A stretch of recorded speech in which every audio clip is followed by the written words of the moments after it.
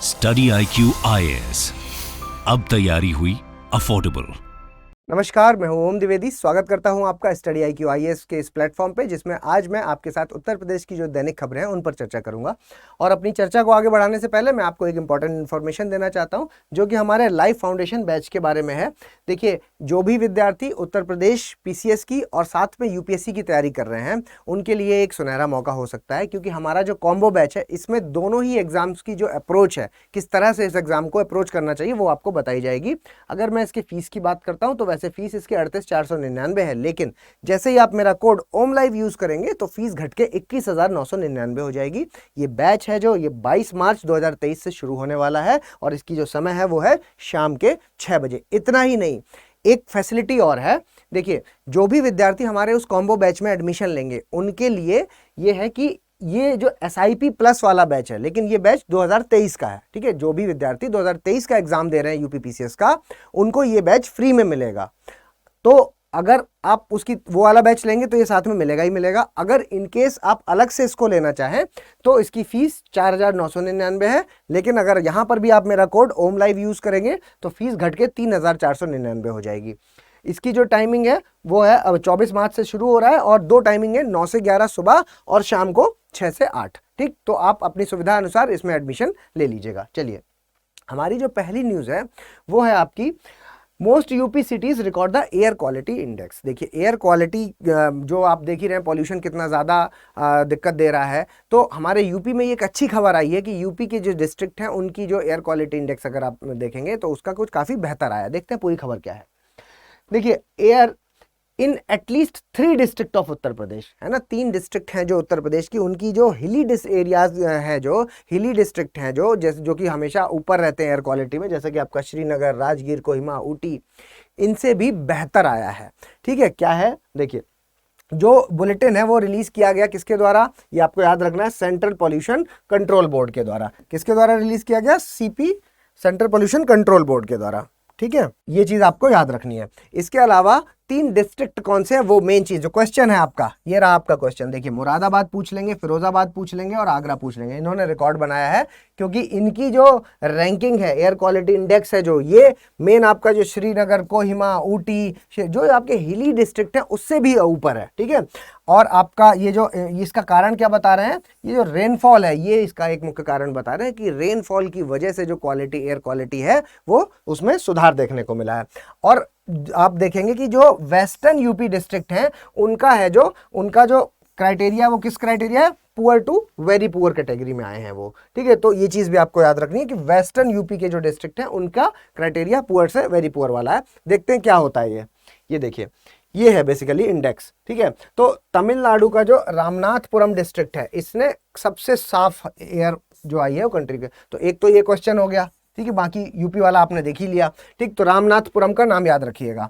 इसके अलावा air quality index है जो आपका जो जारी कौन करता है? CPCB। ठीक है, CPCB जारी करता है इसको। और क्या है क्राइटेरिया कि देखिए, अगर इंडेक्स 0 to 50 है तो मतलब गुड कैटेगरी में आएगा, 51 से 100 है तो सेटिस्फैक्ट्री कैटेगरी में आएगा, 101 से 200 है तो मॉडरेट है, 201 से 300 है तो पुअर है, 301 से 400 है तो वेरी पुअर है, और सीवियर कंडीशन हो जाती है 401 से 500 वाली कंडीशन कैटेगरी में। ठीक है, तो ये कैटेगरी, इसको भी ध्यान में रखिएगा, कई बार मैच करा लेते हैं इस चीज को, तो क्वेश्चन बनता है यहां से भी। ठीक है, चलिए अगली खबर की ओर चलते हैं। अगली खबर है जो वो है 46 वन हॉर्न राइनो है जो वो देखे गए कहां पर?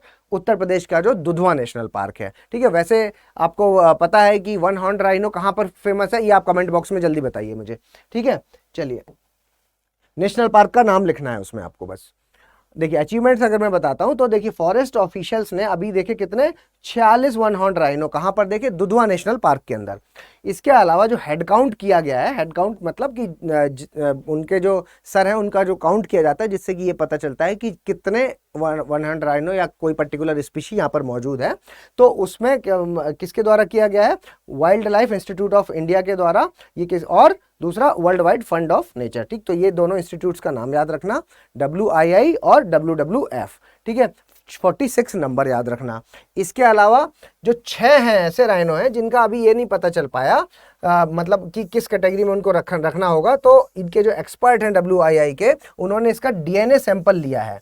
ठीक है, ताकि उसकी मॉलिक्यूलर एनालिसिस की जा सके। ठीक, तो ये चीज़ आपको ध्यान में रखनी है।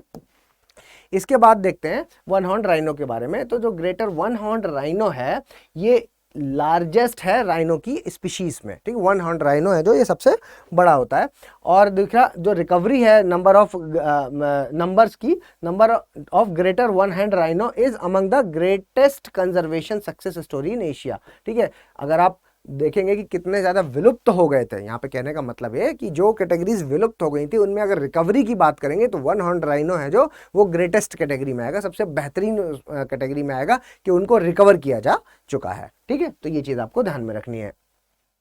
आगे देखिए, अगली जो खबर है वो है हमारी इंडस्ट्रियल पार्क रेटिंग से संबंधित, इंडस्ट्रियल पार्क रेटिंग सिस्टम 2.0। ठीक है, क्या है पूरी खबर देखते हैं।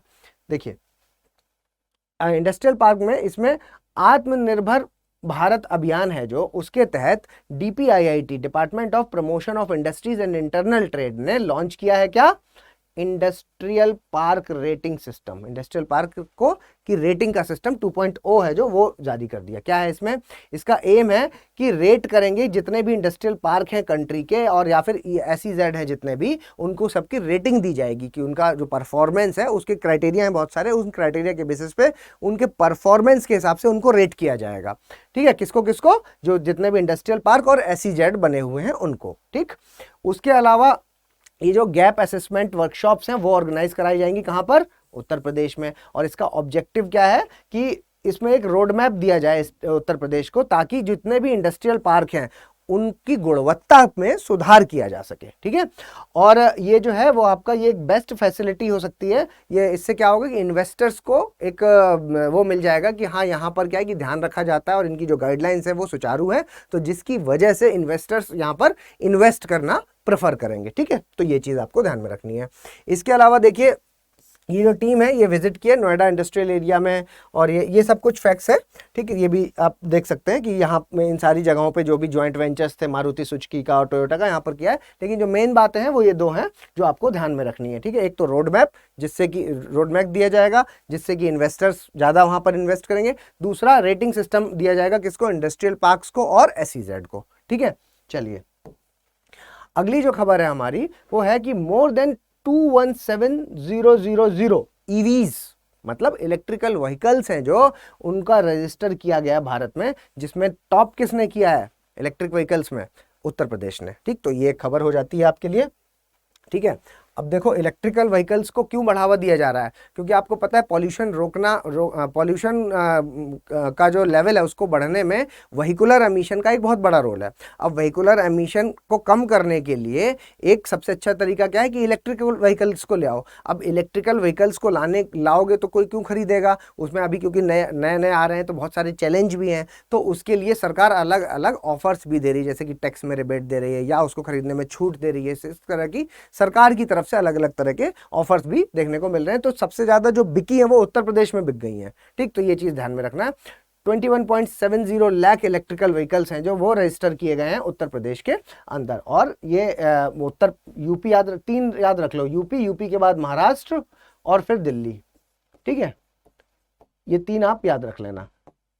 अगर पूछे कि रैंकिंग बताओ तो यूपी, फिर महाराष्ट्र और फिर दिल्ली यहाँ पर बिके हैं। ठीक है, और ये किसके अंदर में, मिनिस्ट्री ऑफ हैवी इंडस्ट्रीज है जो ये इंसेंटिव देता है इनको बायर्स को और मैन्युफैक्चरर्स को, जो खरीदने वाले हैं उनको भी और जो आपके बनाने वाले मैन्युफैक्चरर्स हैं उनको भी इलेक्ट्रिकल व्हीकल्स पे जो है वो इंसेंटिव्स मिलता है। और ये किसके तहत है, फेम इंडिया स्कीम का जो फेज 2 है उसके तहत है जो ये इंसेंटिव है जो वो दिए जाते हैं, किसके लिए, बायर्स को इलेक्ट्रिकल व्हीकल्स को परचेज करने के लिए। ठीक है, तो ये फेम इंडिया 2, तो फेम 2 भी आपको याद रखना है।